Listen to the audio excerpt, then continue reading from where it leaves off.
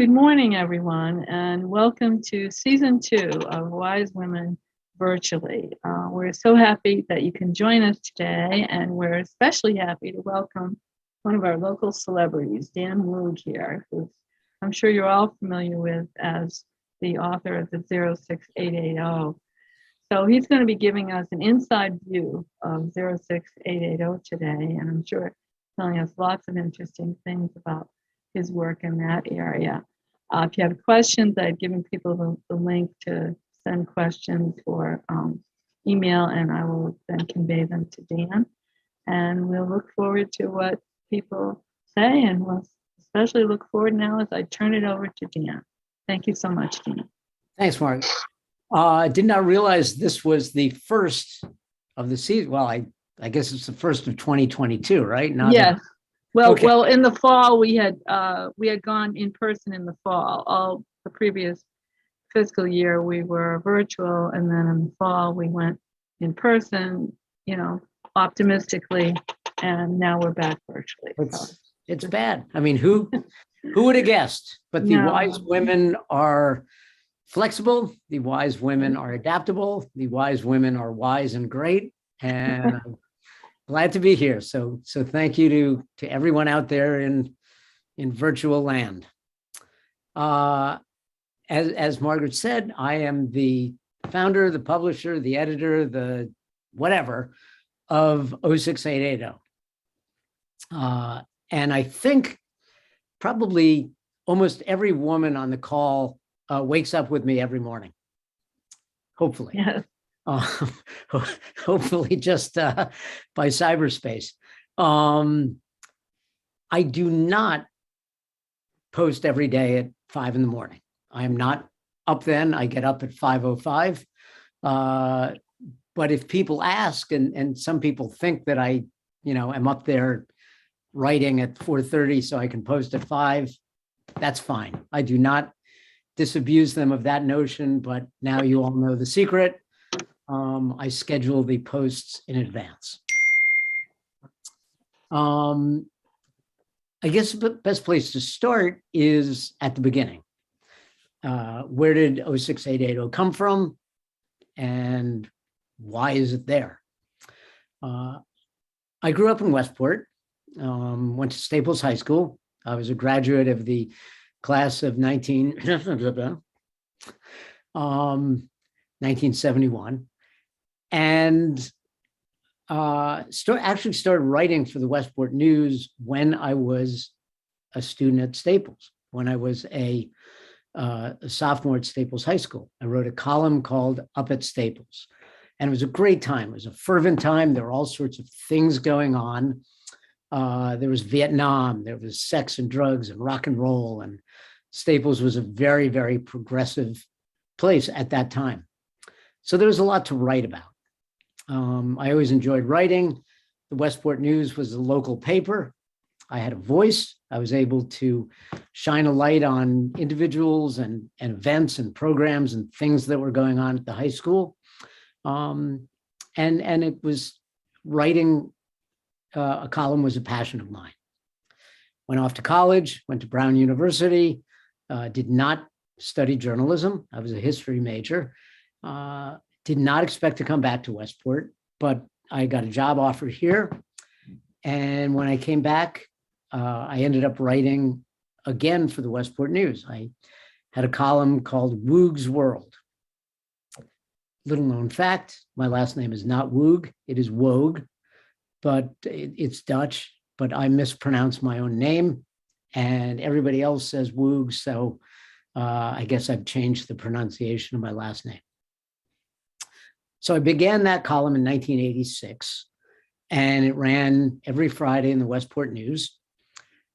Again, I was able to talk about Westport events. I could talk about Westport people. I could talk about trends and things that were going on positively and negatively in the town.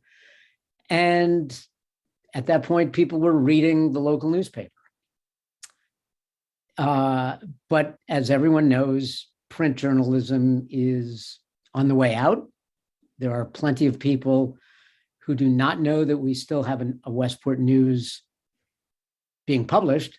It's available, I think, in maybe one or two places in town, maybe Cumberland Farms. And around 2009, I started realizing that the future of print journalism was not fantastic.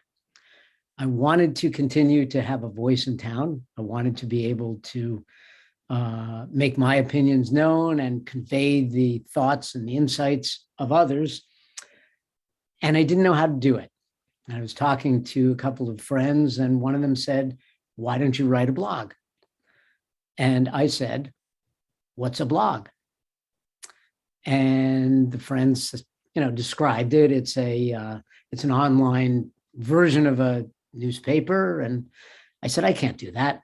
I don't know that much about technology. I can't do it." But I learned very quickly about WordPress, which is a blogging platform, and it allows you to blog. You write, and the platform, you choose a theme, you choose how it looks, and very easily you can insert photos. And so over a weekend, really, I taught myself how to blog. And in March of 2009, I unleashed 06880 on the world. I had no idea who would read it, why they would read it, but very fortunately, as I sent it out to a few friends and people I knew, they forwarded it. They forwarded it to their friends, to their neighbors, to people they thought might be interested. And within a couple of days, I had over 100 subscribers. So 100 people who would regularly get 06880. And I was off. I was off to the races. That was March of 2009. Here it is, January 2022, almost 13 years later. 06880 is almost a teenager, almost ready for its bar mitzvah. And I have not missed a day. I've not missed a day of posting in those 12 plus years. And at this point, I'm posting more than one story a day. Sometimes it's 3, it can be up to 5 or 6, or during a weather event or something like that, it can be even more.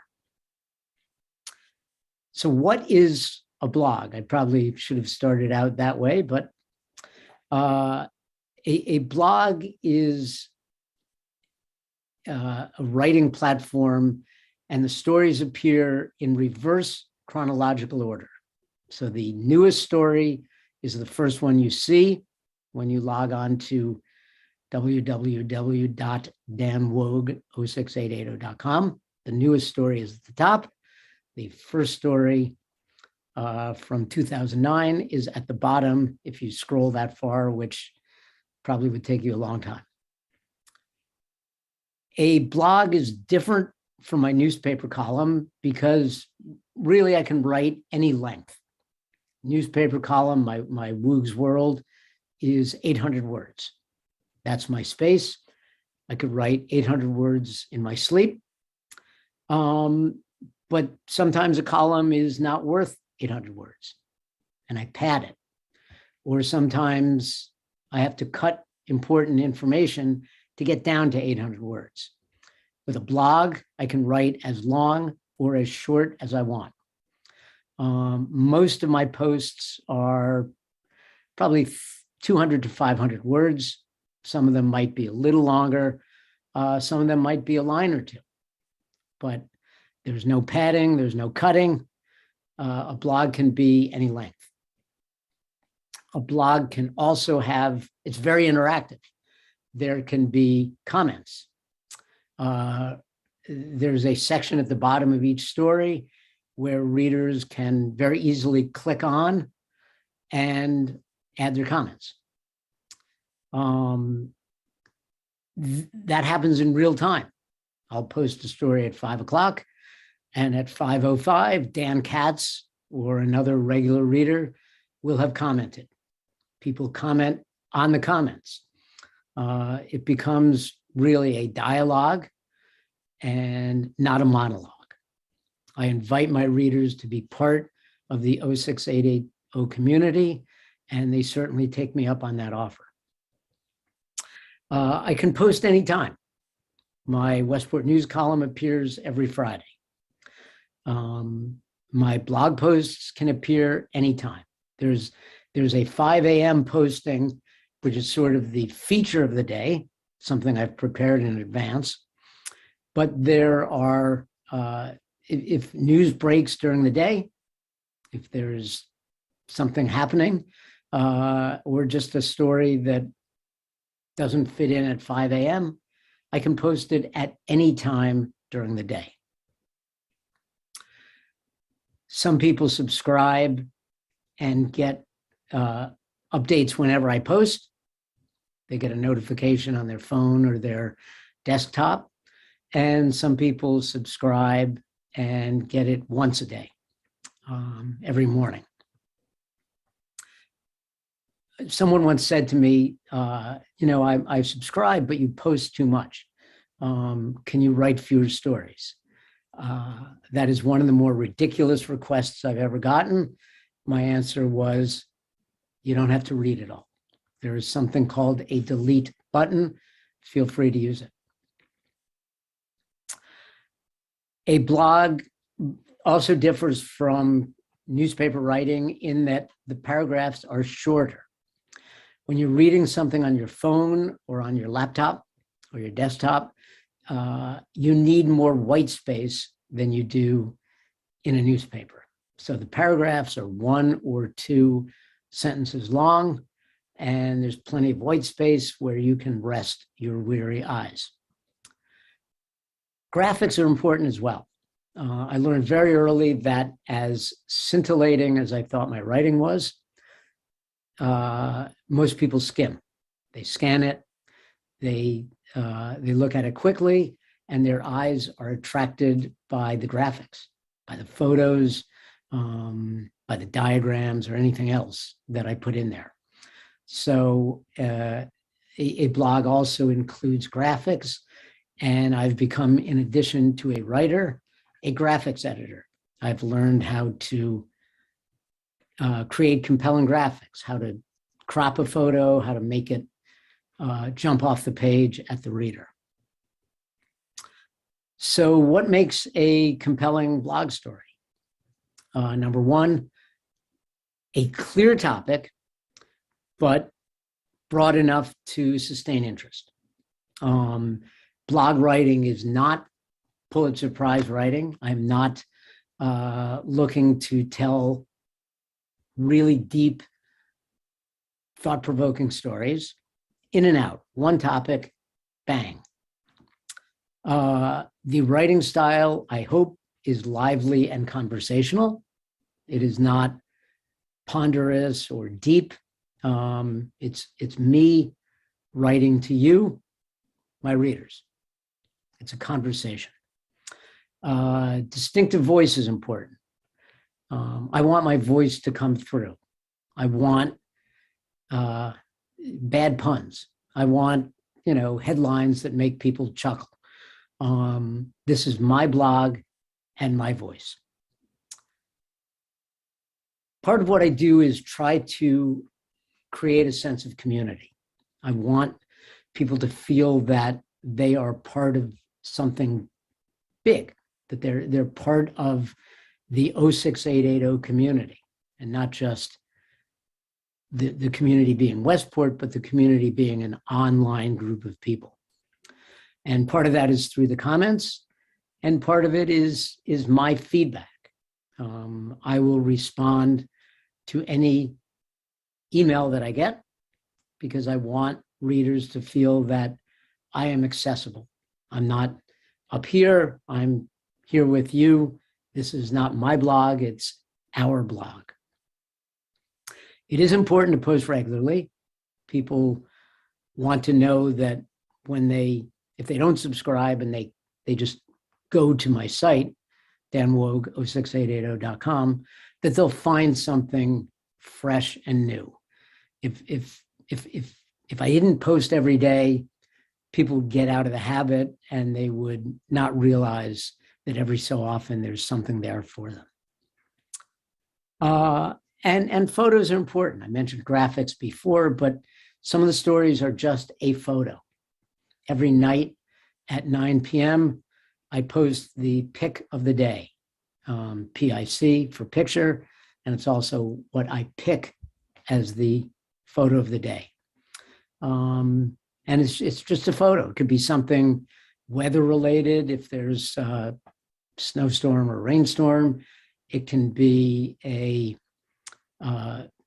tons of beach photos throughout every season.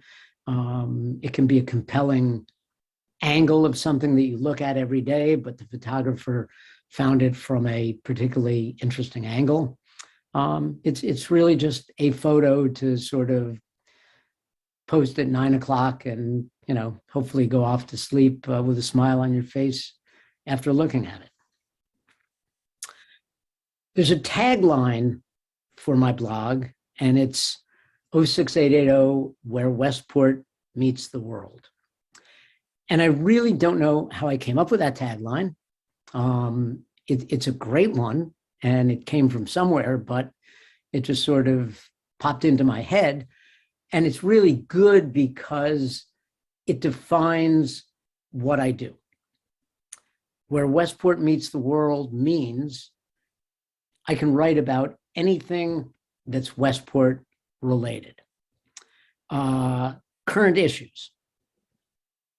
What's going on with politics, with the election, with the Planning and Zoning Commission.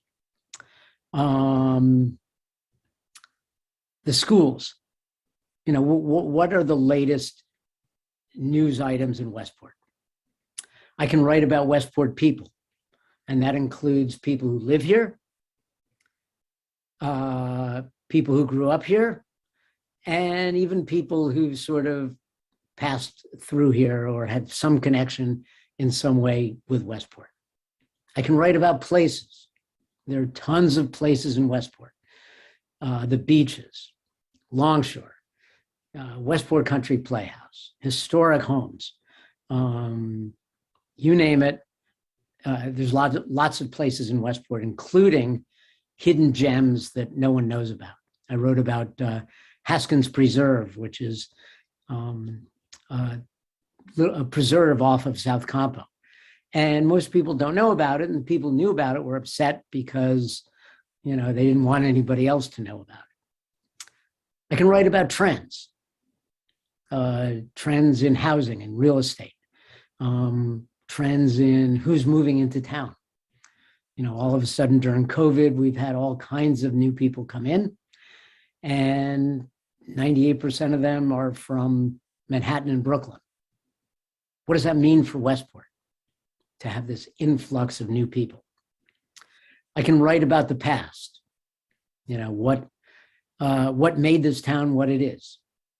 Historic events, like when the town bought Kikini Island to prevent it from becoming a nuclear power plant, and just sort of looks backward at, the old shops of Main Street and the Post Road. I can look forward. Where is Westport going to be 10 years from now? How are we going to get where we are? What's happening in town that will impact us in the future? When I started 06880, I wondered if I would have enough stories to keep going. And now I realize I'll never, ever run out. There are always stories in this town, and I'm honored to be able to tell them. So who does 06880 appeal to? I have found over the years that there are three separate groups of readers, and they're sort of grouped in thirds. 1/3 are people new to town, and that can be people who moved here last month or people who've been here a few years and are still starting to get to know Westport. And they like 06880 because it gives them a sense of the town, of what's going on, of what makes us who we are. The second group of readers are people who've been here for quite a while. The old timers, the people who know some of the references I make, people who really have been here a while and feel very, very connected to the town. And the third group is really interesting. It's people who either grew up here and no longer live here, or people who once sort of passed through and have no connection to the town other than they used to live here and they still like it. And it's fascinating to me that people who lived here once, maybe 10 or 20 years ago, maybe for 1 or 2 years, still feel connected to this place. They still want to know what's going on. There was a guy who probably, his name was Buell Neidlinger, probably had not been east of the Mississippi River in 30 years, lived out in Washington State, and had moved out there, in the 1950s or 60s. And when he found 06880, he once more reconnected with the town of his youth. And when he died, and he would comment often on stories, and when he died, a neighbor contacted me and said, "You have no idea how much 06880 meant to Buell. It was his lifeline." That's pretty powerful stuff. And it's part of why I love what I do. Margaret, any questions come in? I've talked for a while.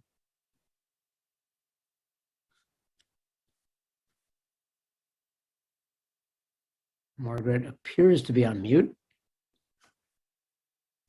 She will let me know if there's any questions, I assume.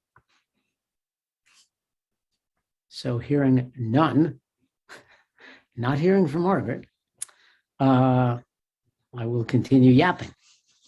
And Margaret, interrupt me at any time. There, wait, can you hear me now? Yes, thank you. Okay, sorry that it wasn't working for me. Yeah, we have a number of questions just about how you choose your stories for 06880. As you say, you're a longtime Westporter yourself, but assuming people maybe send things into you or contact. Yeah, it's a great question. Yeah. Several ways. Number one, I keep my ears open.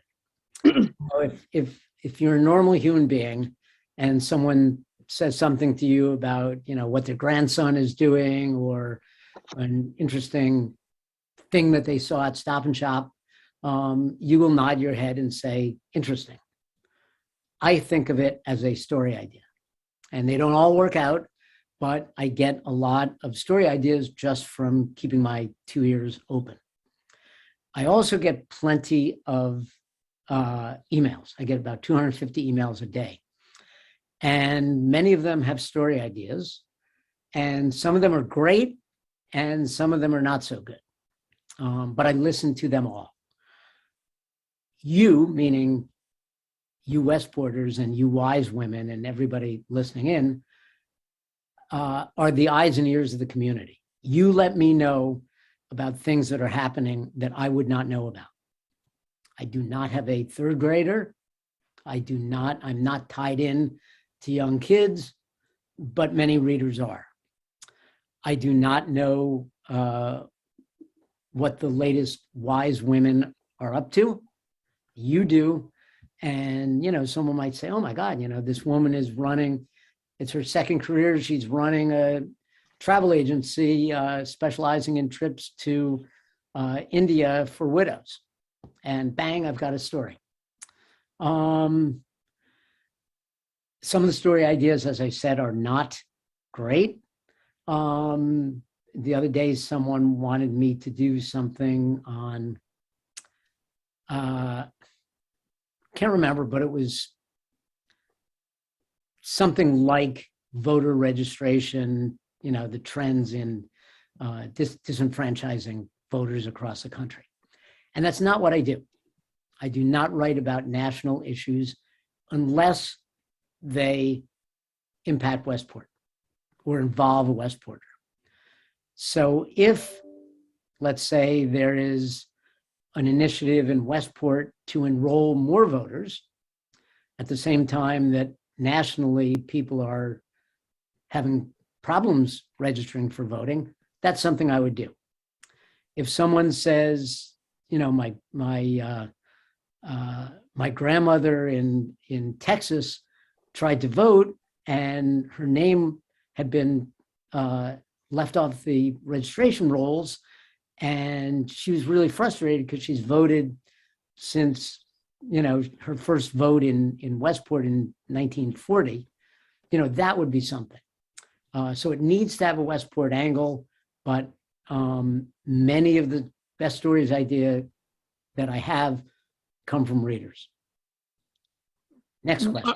Are there any suggested stories that you, other than the exclusions you just mentioned, because it doesn't involve Westport, is there anything else you would exclude because it's maybe offensive or part of this whole unfortunate fracturing we've seen in American society?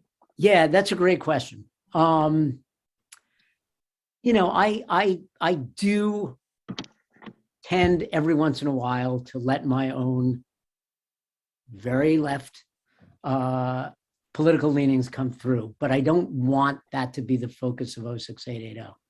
And if there is someone who's got a really interesting story or story idea on the other side, I want that heard too.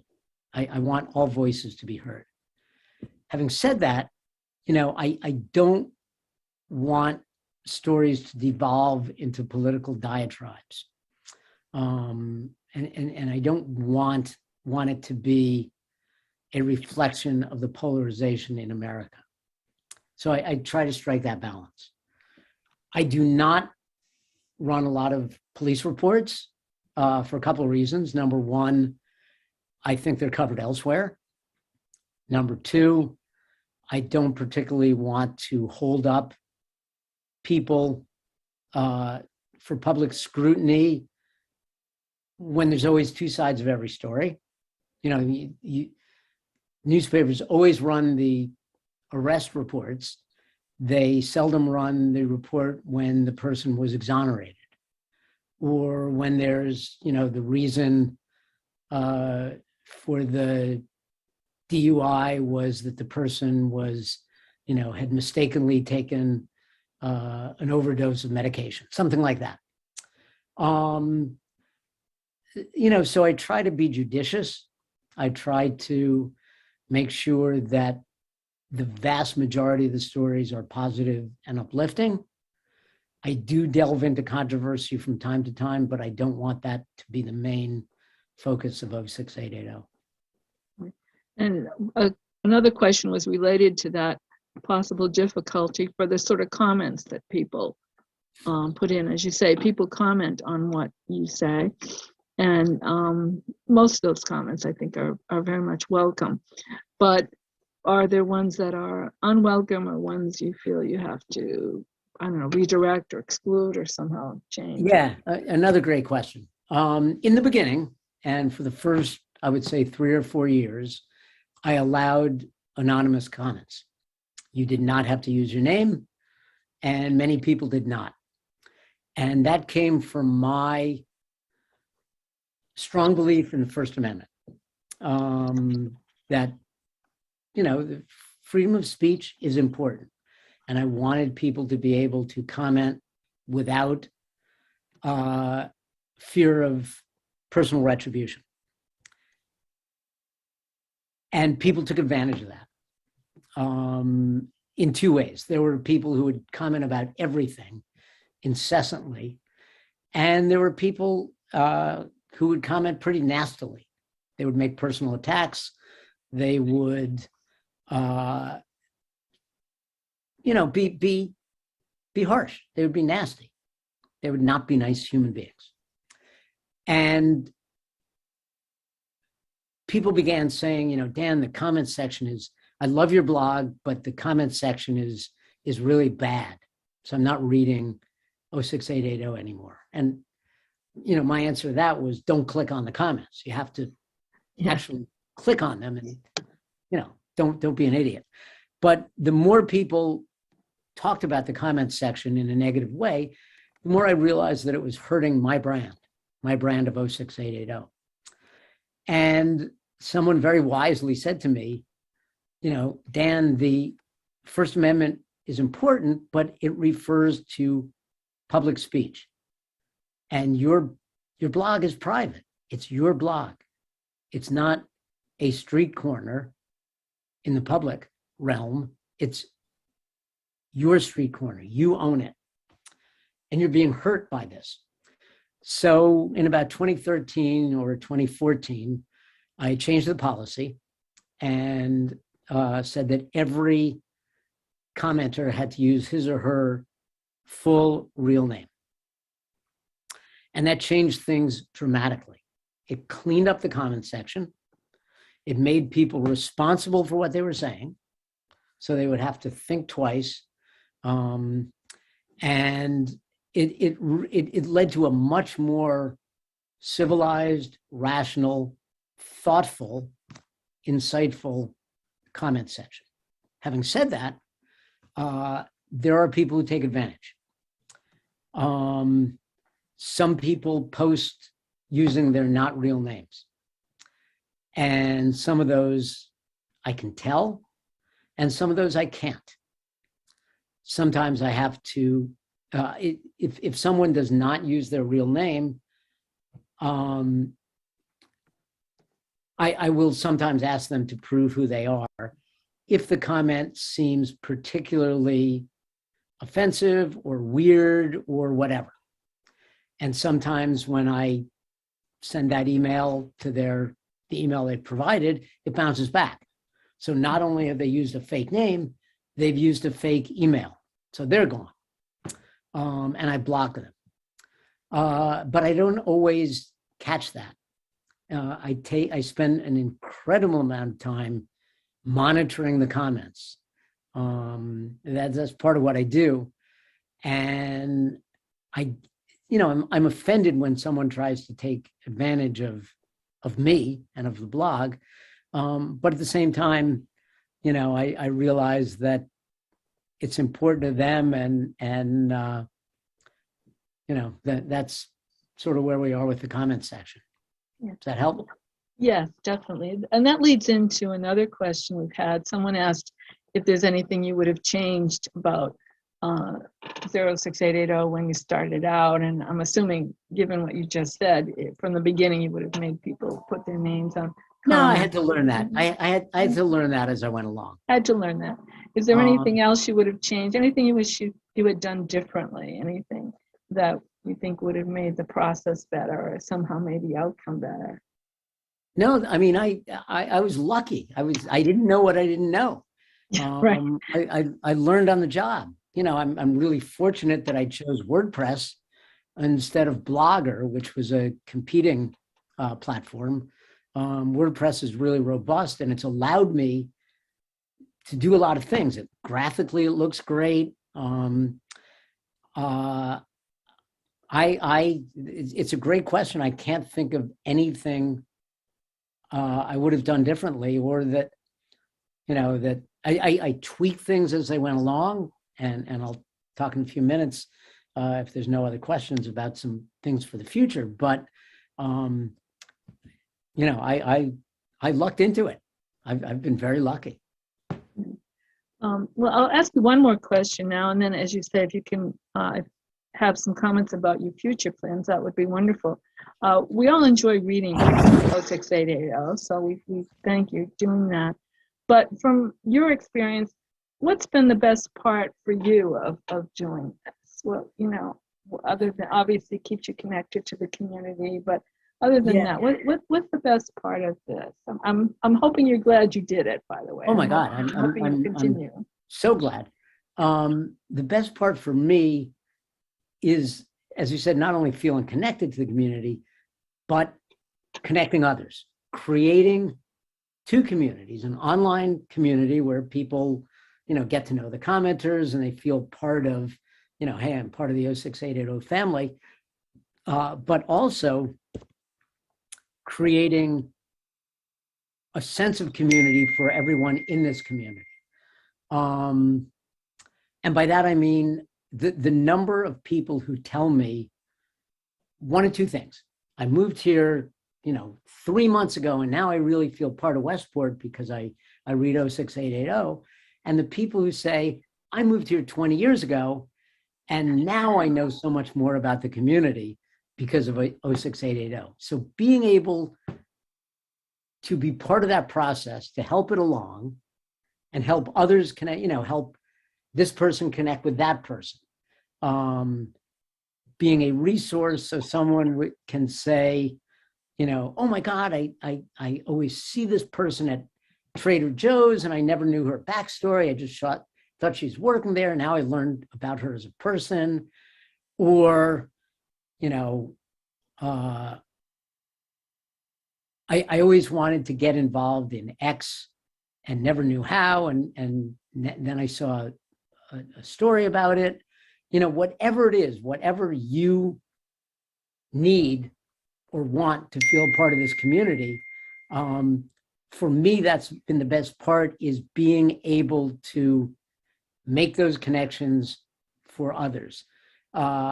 We started our first Christmas stroll. I quickly renamed it the holiday stroll, December 11th. And it was a spur of the moment thing. Downtown merchants weren't doing anything special. And a couple of people and I decided to have 06880 sponsor a holiday stroll. And it didn't take much. We asked merchants to do something special, put out hot chocolate or give people, a discount or whatever they wanted to do. I hired a Santa Claus, got the Orphenians, the Staples Orphenians a cappella group to sing, and put it out on 06880. And, gave it publicity that I could give because it's my blog. And on this rainy Saturday, late afternoon in December, we had a few hundred people come out and have a great time. They actually strolled. I didn't think they would stroll, but they, who strolls nowadays? But people did. And, to be able to do that with the help of many others, just by, enlisting help and putting out the word, that to me is the greatest satisfaction of what I do. Okay, well, I'm going to hand it back to you then, because you said you had some other things you wanted to talk about, and we have some other questions we can handle later, but I want to give you a little more chance to talk. So I'm going to sign out for now. Yeah, I think the most interesting thing for now is that we are transitioning 06880 to a nonprofit. Several people said to me, and this brings up another thing of how do you make money? I spend 8 to 10 hours a day on this, and I have no advertising. I don't want advertising. I don't want ads to, sort of mar the white space. And I don't want people to think I'm bought and sold by anybody. But, I need to make money. So it is sort of run on the NPR model or the PBS model. Contributions are not only welcome, but asked for. There's a contribution link on 06880. And every March, the anniversary of my birth, I put out a special appeal. And people contribute very well. I got plenty of contributors. But people also said, I would even give more if I could write it off, if you were a nonprofit. And that also would enable some to use matching funds from their employers. So last summer, I went through the process of turning 06880 into a nonprofit. And 06880 Incorporated, we now have a board of directors. I have bosses, great group of directors. including John Dodig, the former principal of Staples, Mix Burrows, the artist, Amy Saperstein, who's involved in all sorts of other nonprofits, Annette Norton, who owns Savvy and Grace. We've got a Staples student on the board. And by being a nonprofit, now we can do more things. We can organize educational events and forums. We can raise money for other worthy causes. We can take in funds and give them out. Plenty of times I put something on 06880 about a GoFundMe for a Westporter or a Westport employee who's fallen on hard times. And now we'll be able to contribute to those worthwhile causes ourselves. So that is where we are now. And, that in the months to come, we're going to roll out some pretty interesting ideas of what 06880 Incorporated can do. So back to you, Margaret, for any. Well, we had some comments a little more general about your own background. You've seen the transition from print media to, online sources, and, worked in traditional print media at one point and coming back. And could you just comment on what you think that means for us as a culture, and where we're going to go? I mean, we certainly have many fewer print sources, and I don't know if we will have none at some point, but it's tragic. It's scary. It's frightening. It's bad. We need all kinds of news sources. We need the spotlight shown on a lot of things. I can't, for many reasons, cover all the politics in town. The Board of Finance, the Board of Education, Planning and Zoning. Their meetings are really important, and no one is really covering them in toto. Westport Journal, the successor to westportnow.com, is doing a good job. They are, they're doing some political coverage, but there's none of the investigative reporting that we used to have. I mentioned the Kikini Island when in the late 1960s when United Illuminating, the utility company, bought the island from private hands and wanted to put a 14-story nuclear power plant on Kikini Island, one mile offshore from Campo. The good news is the water would be warmer. The bad news is there'd be a 14-story nuclear power plant connected by a causeway, a mile offshore. And the reason that did not happen is because the Westport News, a fledgling newspaper at that point, just starting up against the established town crier, the Westport News took it on as its cause, and they rallied. I mean, it was journalism of two parts. It was investigative to find out what was going on and who is really behind this plan, where was the money coming from, and all that. But it was also participatory advocacy journalism. It was getting the word out, reporting on efforts to oppose it, and keeping that spotlight on that for a couple of years. And when finally the town of Westport bought Kikini Island for $200,000, and it was a controversial purchase.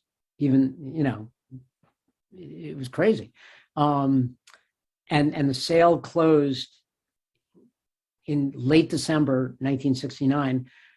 The Westport News had a headline, one of the most best headlines ever in the history of journalism: "I'll, ISLE, be home for Christmas." I'll be home for Christmas. And, that's something that a newspaper can do, and is not doing now. I mean, I would say probably 50% of Westporters do not know we have a local paper that's still in existence. It's sold in very few places. Many people don't know that if you click on westport-news.com, you will get the Westport News. But they're stretched thin. I mean, they're part of Hearst Media.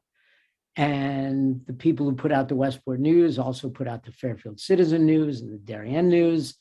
And they're involved in Stamford Advocate and Norwalk Hour. And it's, so it's not all lowercase Westport lowercase news. It's the future of print journalism is dire, and I don't think people realize what that means. Well, I think we all share those concerns, and of course, if anything else were to be considered, like the nuclear power plant, which fortunately was avoided, are there any suggestions you might have for us as local residents or society in general? Any ways we might deal with this and try to prevent some of these negative consequences that are really frightening, as you say? Yeah, I mean, I think it was Thomas Jefferson who said, "Eternal vigilance is the price of liberty." And I think we need to be vigilant. Maybe wise women can start sending one or two representatives to every town meeting.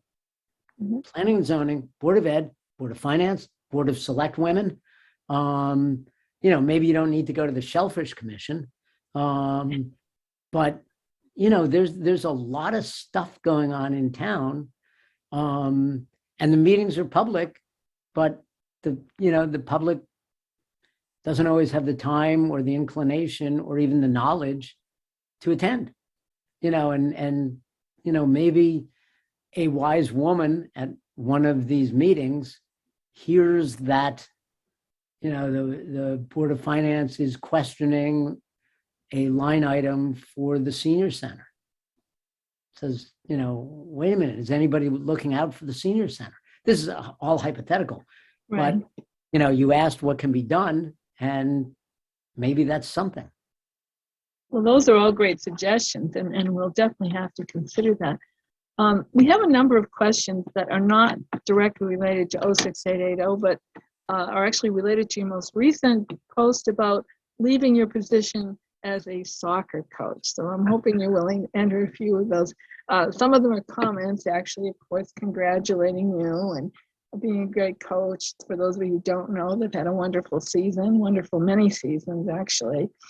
And people are sad you're stepping down. So wanted you to know that. Well, thanks. Yeah, that was my side gig. Yeah. Head coach of the Staples High School boys soccer program for 19 years and coaching in Westport for 46. Sometimes I think that's impossible since I don't think of myself as even 46 years old. But I wanted to go out on my terms. I wanted to go out with a group of kids that I loved, who had a tremendous season this year. And I didn't want to be that guy that people are trying to move along and he doesn't even know that they're trying to move him along. Right. I wanted to go out at the top of my game, so to speak. And, 06880 is also, it takes a ton of time, and I wanted to be able to transition into this nonprofit the right way. I am going to miss, that daily contact with teenagers tremendously, because, as I often said, they gave me gray hairs and kept me young. But I'm going to be still involved with Staples High School in many ways.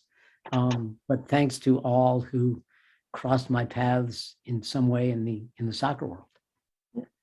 Well, and that leads to a few other related questions people had. As we've said before, you've been involved in the transition of journalism from print to online and all the digital sources and so on.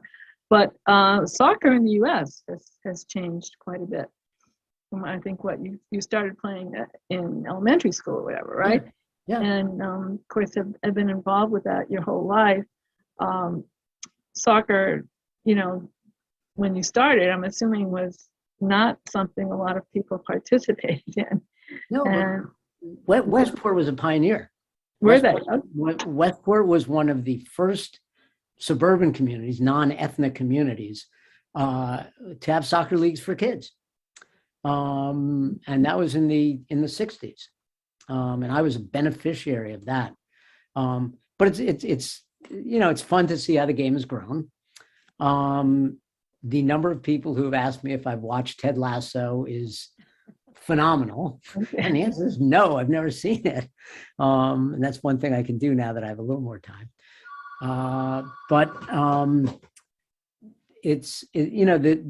game attracts really smart, creative people. And that's why I've enjoyed my association with it. Well, you say the game has changed. Could you describe some of those changes to us? It's mainstream. It's not a foreign sport. People now have grown up with it. They know it. They understand it. They understand it's an international game. Jen Tooker, our new first select woman, is a huge fan based on living for several years in London. And she and I have talked about the Premier League.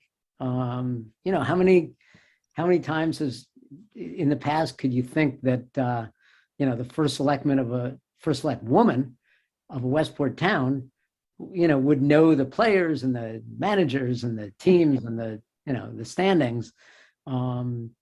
So it's very much mainstream, and it's fun. And for those who don't know, the World Cup, the Men's World Cup, is coming to the U.S. in 2026. Get your tickets now. Right. Well, do you think we're right now, of course, in the season of all the attention being played to American football? I think the collegiate playoffs are tonight with, right. I don't know, Georgia and Alabama or somebody. And of course, people looking forward to the Super Bowl it seems like any newscast I hear about or any news, there's a lot of attention paid to American football. I don't really see a whole lot of attention paid to American soccer. Do you think we'll hopefully the World Cup is going to be covered. I don't know if we'll ever get to the same level as we see the Super Bowl, but it won't be. But the World Cup is, I'll go to the Y, and the games will be on TV, and people will be asking me, hey, do you think Denmark can beat Argentina today? And it's fun, but it's interesting we're talking about sports, because I think one of the things, going back to 06880, one of the things that makes this town and Staples High School in particular, but the town in general, special, is the focus that we have on 4 different things. And I call them the 4 A's: academics, arts, athletics, and activities. And Staples as a high school is first rate in all of them. And the town also, I think, is really involved in all 4 of those. We have great organizations, from the Wise Women to, all the other groups, robust athletics, a really strong arts legacy, and a focus on academics and on all that, not just grades, but on really thinking and all that goes with that. I'm very proud of Staples High School for that, and I'm proud of the town for that, and I'm honored that through 06880 I'm able to spotlight all of those different and varied at realms and areas of the town. It sounds as if you have continued contact with your players even after they graduate. Is that right? Oh, absolutely. The relationships that you make with a kid who's a ninth grader who has no clue, and a senior in high school who thinks he knows it all, but realizes that he doesn't. And then those relationships grow and expand. Relationships with those families. It's really fun. I tell the seniors in high school, I can't, I know you guys are drinking on the weekends. Yeah. I can't buy you a drink now, but when you're 21, we'll sit, and we have a different relationship. And it's fun. And that's part of being part of the community and being able to, just be part of everything that this community is, because it's filled with interesting, smart, creative people at every level in every way. Yeah, and it sounds as if they do have continued contact with the community, even if they move away. Is that right? Yeah, and hopefully part of it is through me, part of it is through 06880, and part of it is because this town has given them two things. It's given them roots and it's given them wings. And you can't ask for more than that. That's right. We hope everyone has that. We have a few questions that actually come from other related issues. One specifically about your podcast. A lot of people enjoy the interviews that you do with your podcast, that you interview quite a few different people. And wondering how you decide who those interviewees are. Do you just think of that yourself, or somehow they suggest themselves? How does that all work? I do it in conjunction with the Westport Library. They're fantastic multimedia studios, great sound, great cameras. And I look for people who, two things. Number one, are doing interesting things, and two, can talk about it in an interesting way. If I write a story, if somebody doesn't speak that well, or, I can clean them up. I can make them sound intelligent. When the camera and the microphones are on, you're on your own, baby. So I fortunately, this town is filled with people who can tell their stories well. Superintendent of schools, first selectman, Bob Silverstone today, a psychologist who used to teach sexuality education and values clarification, and is still doing that at almost 80 years old. The fire chief, Bill Mitchell, Dodie Pettit, entertainer. So I look for somebody who has a good story and can tell it well, and I don't think I'll ever run out of those folks. Well, that's good to hear, because we certainly enjoy listening and watching them. Anything that surprises you when you have those podcasts? Any situations that really came about that you just never expected to occur? Not yet. I prepare my questions pretty well. And sometimes somebody will say something a little surprising and I'll follow up on it. I did interview the fire chief and had a great talk with him. And then I think literally the day the podcast went live, after they edited it, he announced his retirement. Says, "Come on, you couldn't give me that news to break." But it's the podcast is an extenuation and extension of 06880, and it's fun. I'm having a good time with it. So anybody who has any good ideas for a guest, please let me know. Okay, well, thank you. We certainly will, and in the meantime, we enjoy watching them.